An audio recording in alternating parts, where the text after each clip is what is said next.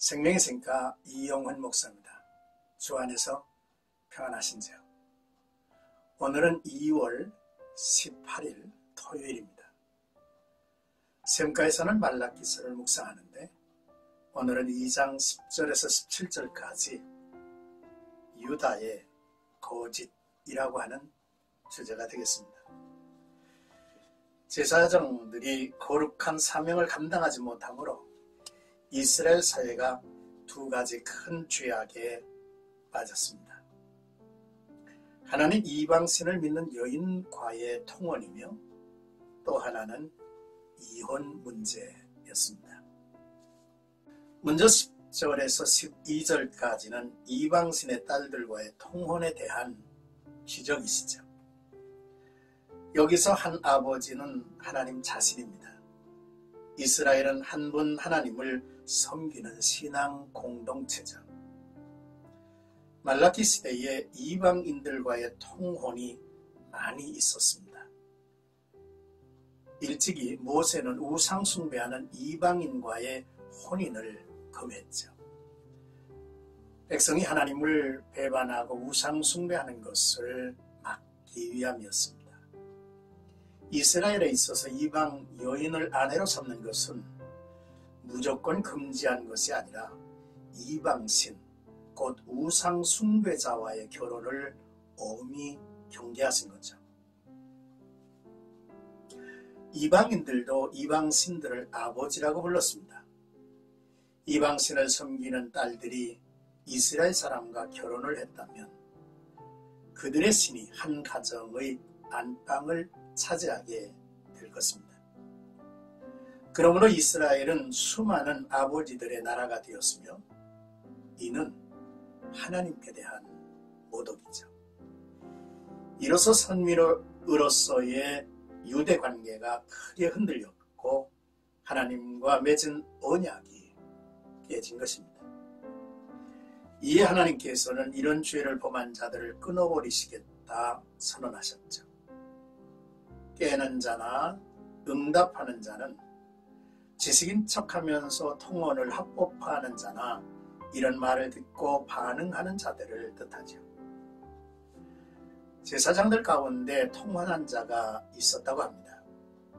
하나님께서는 이런 자들을 영원한 기업에서 제외시키겠다고 공언하셨죠. 요즘 우리나라도 다민족 사회가 되어갑니다. 그러나 염려되는 것은 그들이 어떤 신을 섬기는 사람들이냐가 중요한 것이죠.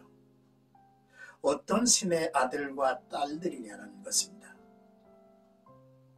그러므로 신앙인들은 배우자를 선택할 때에 그들의 신앙에 대해서 살펴보고 심사숙고를 해야겠죠. 이제 13절에서 16절까지는 이혼에 대한 말씀입니다. 이방신의 딸을 첩으로 맞이할 뿐만 아니라 심지어 하나님 앞에서 평생을 약속한 본처를 학대하고 버림으로써 가련한 여인의 눈물과 호소가 성전의 제단에 넘치게 되었다는 말입니다. 하나님께서는 결코 이와 같은 호소를 외면치 않는다 하셨죠. 유대인들이 성전에서 봉헌을 드렸습니다. 하나님께서 받지 아니하셨죠. 그들이 이혼하여 버린 아내들의 눈물과 울음과 탄식이 제단을 가리었기 때문입니다. 이스라엘 백성들은 초강지처를 학대하고 버렸음에도 불구하고 도무지 그것을 죄로 여기지 않았습니다. 오히려 하나님께서 자신들의 제사를 연락하시지 않는 이유를 궁금해했죠. 바로 이러한 태도는 하나님의 이름을 멸시하고 더러운 떡을 제단에 바치고도 언제 자신들이 그와 같은 행위를 했느냐고 반문하는 뻔뻔스러움에서 기인한 것이라고 볼 수 있습니다. 결혼은 하나님께서 인간 사회에 최초로 제정하신 거룩한 제도입니다. 두 사람의 서약에 대한 증언이 하나님이시죠. 그러므로 이혼은 하나님 앞에서 거짓을 행하는 죄입니다. 결혼에는 거룩한 목적이 있죠. 한 남편과 한 아내가 연합하는 것이며 이로써 경건한 후손이 자라고 있는 환경을 조성하는 것입니다. 그러나 유다 백성은 아내를 버림으로써 경건한 환경을 파괴하였고 이방신의 딸과 통혼함으로써 이방의 악한 문화를 초래했다는 것입니다. 요즘 우리나라에도 이혼이 너무 많아졌습니다. 모든 이혼이 죄라고 말할 수는 없을 것이지만 그러나 성경이 결혼에 대해서 뭐라고 하는지 가르침을 받고 서로 섬기며 받들어 온전한 부부, 온전해지는 가정을 이루도록 노력해야 할 일입니다.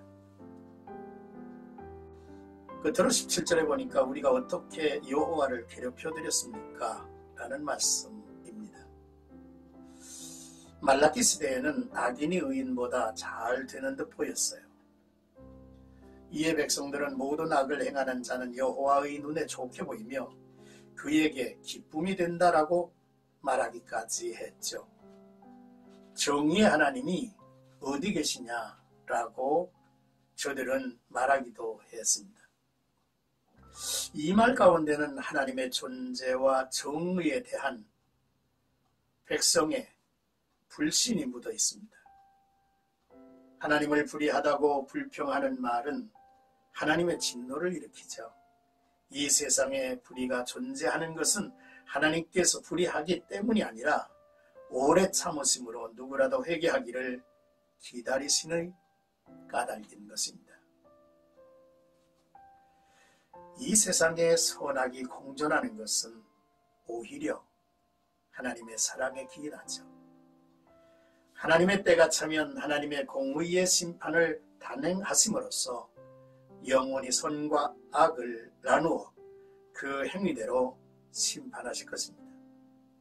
그러므로 성도들은 주위의 불신자들이 잠시 잘되는 것을 부러워하거나 또 그로 인하여 하나님을 원망해서는 안 되며 끝까지 참고 기다려야 합니다. 본문은 심판주 메시아의 도래에 예언하는 다음 단락의 직접적인 원인이 되는 것으로 다음 단락의 서론적 역할을 하고 있음을 살펴볼 수 있죠. 사랑하는 생카 가족 여러분, 아담의 갈비뼈가 여러 개였지만 하나만을 뽑아서 여자를 만드신 이유가 있지 않겠습니까? 15절의 말씀을 보아도 그에게는 영이 충만하였으나 오직 하나를 만들지 아니하셨느냐? 어찌하여 하나만 만드셨느냐? 이는 경건한 자손을 얻고자 하심이라 했습니다. 그렇습니다. 오늘 이 시대는 참 많은 부분에서 그동안 우리가 소중하게 지켜왔던 것들이 어처구니 없이 무너져 내림을 보게 되죠. 그러나 신앙인들은 하나님의 말씀과 가르침에 굳게 서서 하나님의 길, 하나님께 순종하는 삶을 잘 이어갈 수가 있어야 할 것입니다. 이러한 은혜가 나와 여러분들의 있기를 주님의 이름으로 축복합니다.